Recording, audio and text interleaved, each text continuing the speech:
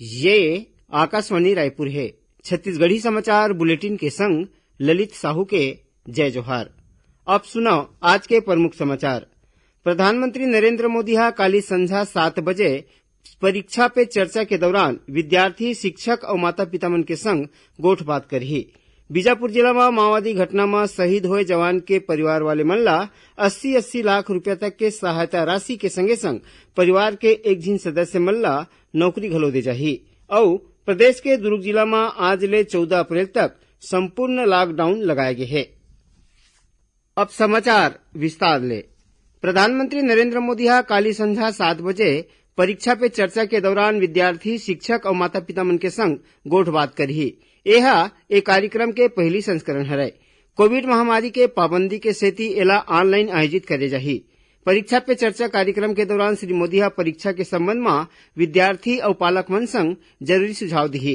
ये कार्यक्रम के सेती काली संझा 7 अप्रैल के आकाशवाणी केंद्र रायपुर ले प्रसारित होइया हिंदी समाचार बुलेटिन के समय में बदलाव करे गए है।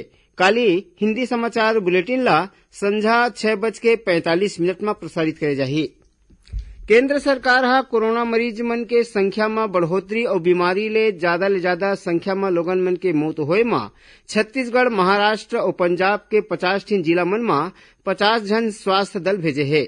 इस स्वास्थ्य दल ला महाराष्ट्र के 30 ठन जिला, छत्तीसगढ़ के 11 ठन जिला और पंजाब के 9 ठन जिला में भेजे गए है।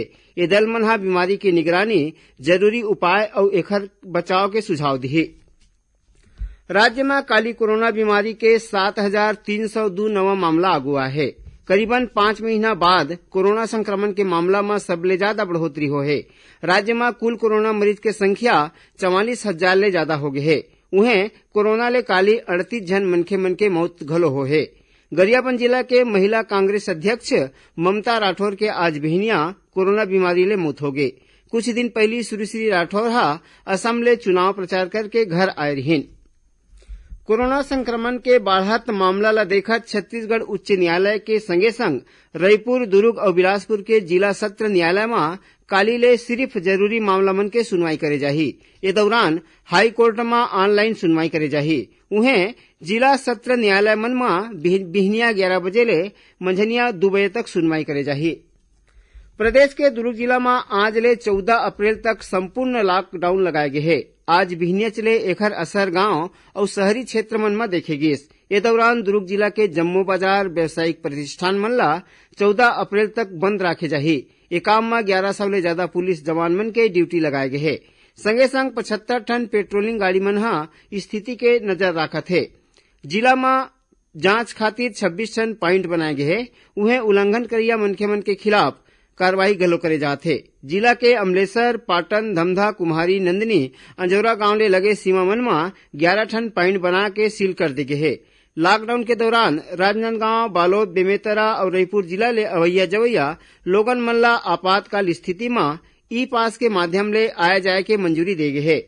ओती बिलासपुर जिला में कोरोना संक्रमण के बढ़त मामला ला देखत जिला प्रशासन राह ले नवा गाइडलाइन जारी करे गए है। बिलासपुर जिला में अब बिहनिया 6 बजे ले संझा 7 बजे तक दुकान मन ला खोले जाही।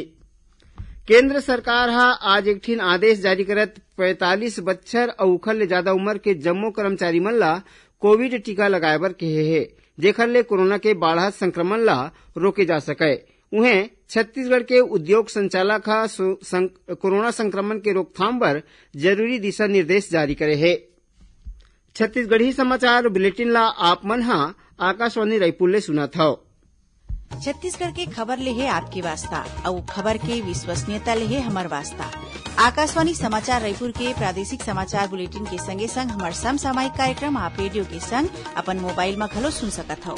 आकाशवाणी समाचार फेसबुक, ट्विटर और यूट्यूब में घलो हावय। हमार फेसबुक पेज हरे Chhattisgarh news on AIR, Twitter handle CGAIR news और हमार यूट्यूब चैनल हरे छत्तीसगढ़ AIR न्यूज। तो अब रेडियो के संगे संग आपके मोबाइल के माध्यम ले हम आप तक पहुंचत हन। छत्तीसगढ़ के हर खबर पर सुनत रहो आकाशवाणी समाचार। अब आगू बढ़बो बाँचे समाचार कोती। केंद्रीय स्वास्थ्य मंत्रालय डाहर ले दिशा निर्देश जारी करके कहे गए है कि टीका लगाए ले छूटे स्वास्थ्य कर्मी मन बर पंजीकरण सुविधा सरकारी कोविड टीकाकरण केंद्र में दे जाही। केंद्रीय स्वास्थ्य सचिव राजेश भूषण ह ए संबंध में जम्मू राज्य और केंद्र शासित प्रदेश मन के स्वास्थ्य सचिव मन ला पत्र लिखे है। चिट्ठी में कहे गए कि 18 बछर ले 44 बछर के स्वास्थ्य कर्मी मन ला टीकाकरण केंद्र में पंजीकरण करवाए खातिर जरूरी कागजात जमा करना पड़ही। एती छत्तीसगढ़ में 4 अप्रैल तक 30,11,000 मनखे मन ला टीका लगाए गए है। स्वास्थ्य विभाग के मुताबिक 45 बछर ले ज्यादा उम्र के 21,23,000 ले ज्यादा लोगन मन ला कोरोना के पहली टीका लगाए गए है। राज्य के स्वास्थ्य मंत्री टीएस सिंहदेव प्रदेश में कोरोना जांच की स्थिति के समीक्षा करीन। ओमन किन की आरटीपीसीआर जांच के संख्या ला और ज्यादा ले ज्यादा बढ़ाए जाही। बीजापुर जिला के तर्रेम क्षेत्र में माओवादी घटना में शहीद हुए पुलिस अधिकारी और जवान मन के परिवार वाले मन ला 80-80 लाख रुपए तक के आर्थिक सहायता राशि दे जाही। संगे संग परिवार के एक जिन सदस्य मन ला अनुकंपा में नौकरी घलो दे जाही। मुख्यमंत्री भूपेश बघेल आर्थिक सहायता राशि और अनुकंपा भर्ती के प्रक्रिया ला जल्दी पूरा करे के निर्देश दीन। ए मुठभेड़ में सरगुजा जिला के अमदला गांव के जवान रमाशंकर सिंह पैकरा शहीद हो गए। शहीद जवान ला आज गार्ड ऑफ ऑनर दे के बाद उकर अंतिम संस्कार करेगीस। ए मौका में पुलिस और जिला प्रशासन के अधिकारी मन मौजूद रहीन। केंद्रीय राज्य जनजाति मंत्री रेणुका सिंह गांव पहुंच के शहीद जवान ला श्रद्धांजलि दीन। एकर अलावा मुठभेड़ में शहीद जवान जगत राम के घलो राजनांदगांव जिला के आली खुटा गांव में अंतिम संस्कार करेगीस। इस मौका में जिला के प्रभारी मंत्री मोहम्मद अकबर, सांसद संतोष पांडे के संगे संग बड़ संख्या में लोगन मन मौजूद रहीन।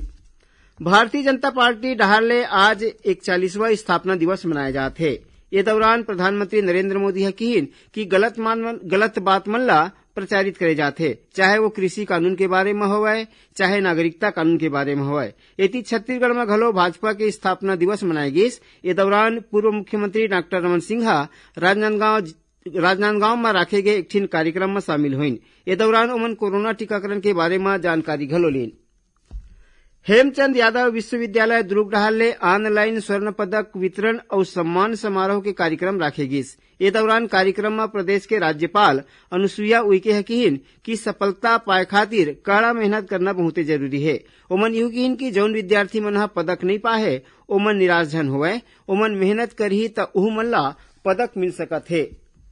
दक्षिण पूर्व मध्य रेलवे के नागपुर मंडल रेल मंडल के तहत डोंगरगढ़ जाट कन्हार मुसरा के बीच तकनीकी काम की स्थिति 9 ले 12 अप्रैल के बीच कई ठी रेलगाड़ी मन के अवई जविहा प्रभावित रही। ये दौरान कुछ एक मेमू रेलगाड़ी और पार्सल गाड़ी मन ला रद्द करे जाही। उन्हें यात्री मन ला आरक्षित सीट देवाए खातिर रेलवे प्रशासन डहार ले उदयपुर सिटी, शालीमार और उदयपुर सिटी के बीच साप्ताहिक स्पेशल रेलगाड़ी के शुरुआत करे जाते। ये रेलगाड़ी ला राज्य के पेंड्रा रोड, बिलासपुर, चांपा और रायगढ़ रेलवे स्टेशन में रोके जाही। रेलगाड़ी ला आरक्षित और कन्फर्म टिकट वाले यात्री मन ला यात्री करे के मंजूरी दे गए है। आखिर में प्रमुख समाचार एक घाव फेर। प्रधानमंत्री नरेंद्र मोदी काली संझा 7 बजे परीक्षा पे चर्चा के दौरान विद्यार्थी, शिक्षक और माता पिता मन के संग गोलबात करही। बीजापुर जिला में माओवादी घटना में शहीद जवान के परिवार वाले मन ला 80-80 लाख रुपया तक के सहायता राशि के संगे संग परिवार के एक जिन सदस्य मन ला नौकरी घलो दे जाही। और प्रदेश के दुर्ग जिला में आज ले 14 अप्रैल तक संपूर्ण लॉकडाउन लगाए गए है। एकरे संग छत्तीसगढ़ी समाचार बुलेटिन यहीं सिरावत है। जय जोहार।